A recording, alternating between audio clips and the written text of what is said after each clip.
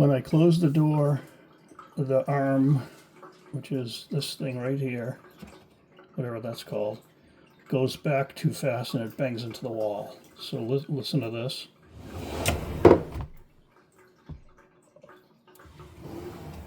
And if you watch, if you can see back against the wall, you'll see it bang into the wall.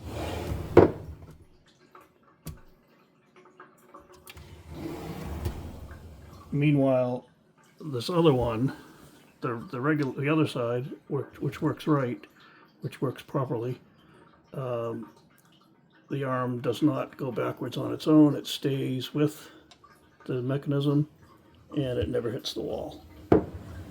That noise you heard was the other side again. So I'll show you. So this, if you watch the arm on this side, watch it travel backwards. See it going backwards? And then if you watch the one on this side, it stays stationary during the close, see? And so it doesn't hit the wall.